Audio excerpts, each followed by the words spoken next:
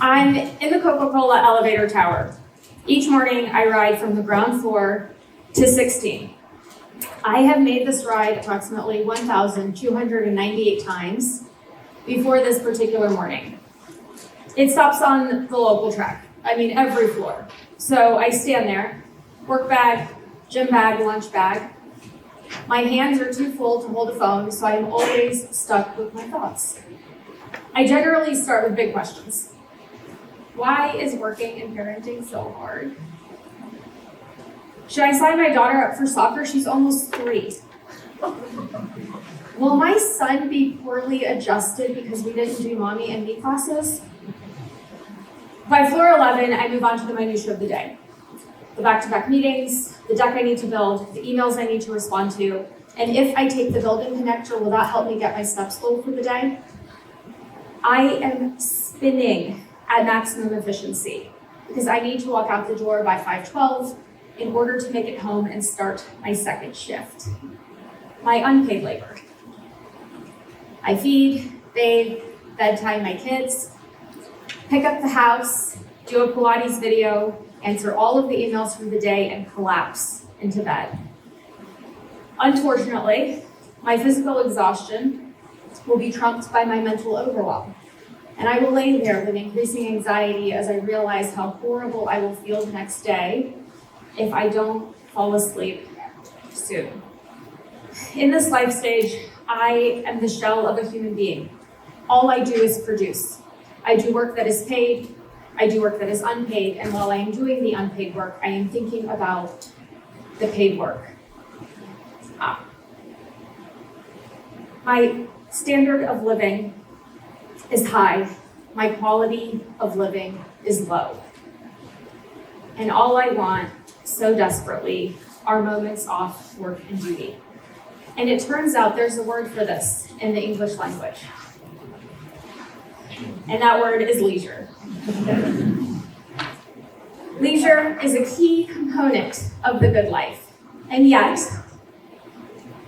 the Pew Research Center finds that 60% of American adults often feel too busy to enjoy life. That goes up to 74% with parents.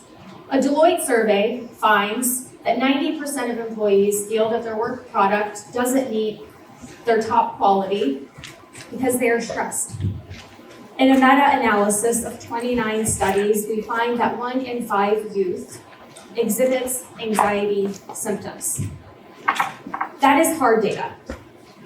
More qualitatively, I feel this frenetic anxiety all around me. It's in the classroom, it's in office hours, it's at the kids' school pickup, it's on the road, it's in the grocery store. We follow the directives. Don't waste time. Time waits for no one. And of course, time is money. There are 35,000 books under the category of time management on Amazon alone.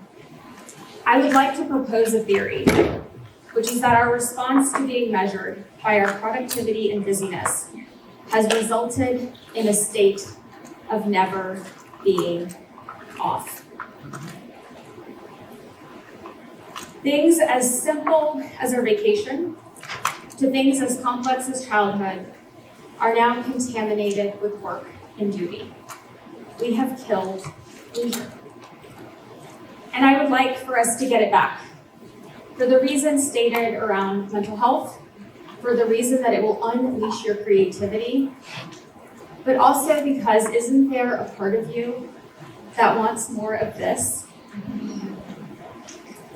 These magical creatures are resting and eating, and that feels like an excellent place to start our exploration of the hidden work in seemingly leisurely activities. From the humble roots of Benjamin Franklin, we have grown the cult of self-improvement, helped along with fancier tools. With zeal, we track our steps, 10,000 or bust, count our macros, calculate our sleep efficiency, and lately, I'm hearing you can biohack your diet. We're getting ready for some tennis play, my partner is quick to turn on their Apple Watch. Otherwise, our play doesn't count. A friend tells me he recently got the Oura Ring. It's been so helpful. He had been forgetting to eat, and now it reminds him. A student tells me he slept for 7 hours, but his device said only 4 were real, and he isn't feeling as well. The very tenets of moving, eating, sleeping have now become trackable, beatable, and most interesting of all, shareable. If you met your lift goal but nobody knows it, did it really happen?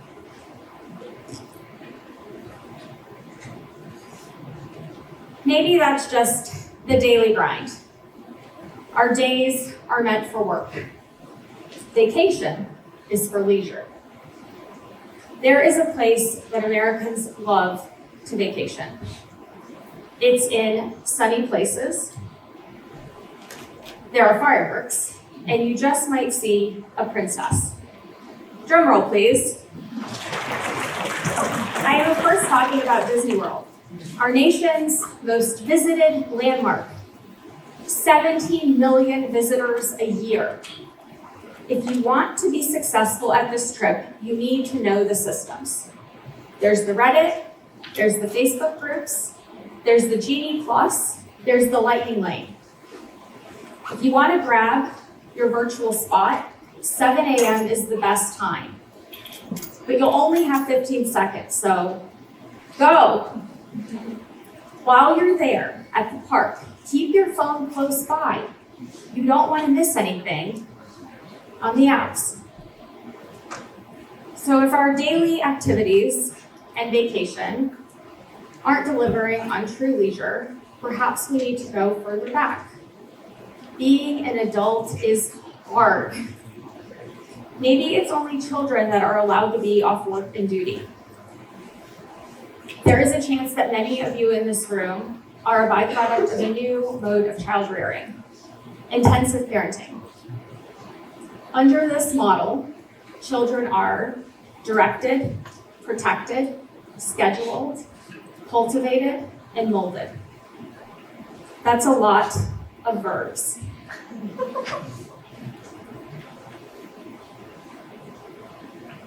The phrase children hear the most often is hurry up. A perfectly cultivated crop will engage in a musical instrument or 2, chess, and play 2 sports, 1 individual, 1 team. I just described a 7-year-old schedule. I know this too well because getting a play date for my children is a near impossible endeavor. And so the schedule begins to resemble that of a busy executive. Always somewhere to be and more that you could be doing.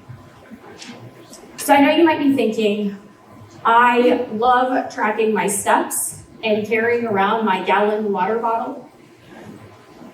And I get it.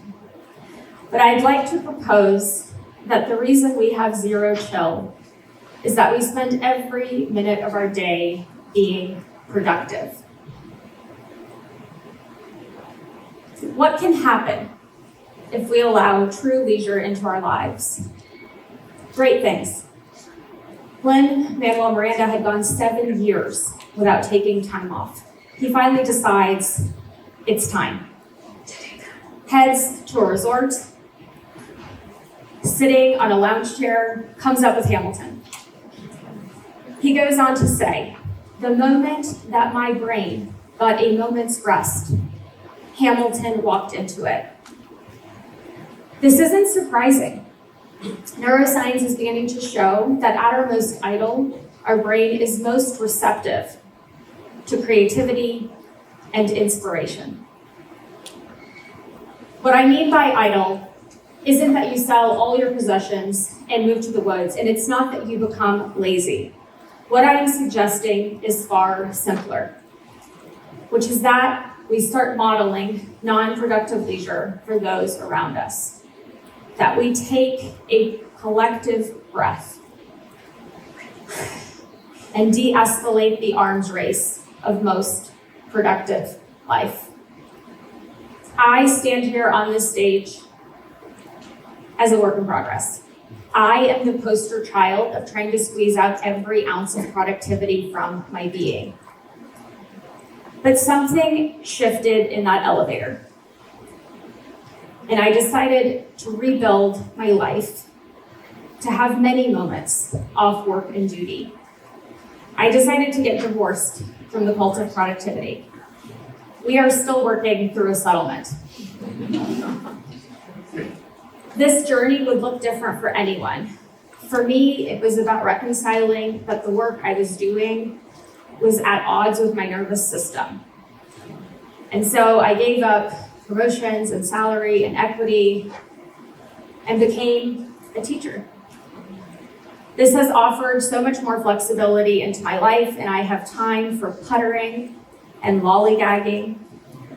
I don't know how many steps I take or how much water I drink, but I do know that I feel healthy. And it is exactly this philosophy that has led to the greatest creative stretch of my professional career.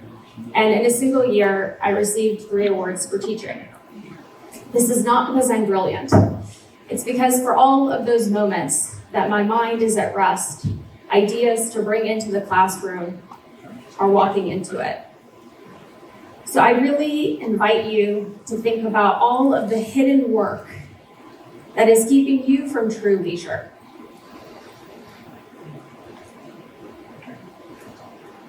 Do the things that you enjoy for no other reason than your joy. Take walks without knowing the number of steps. Go for runs without the endpoint of a marathon. Drink when you're thirsty. Read fiction. Lay with a full picnic belly and look up at the clouds. Get your leisure back.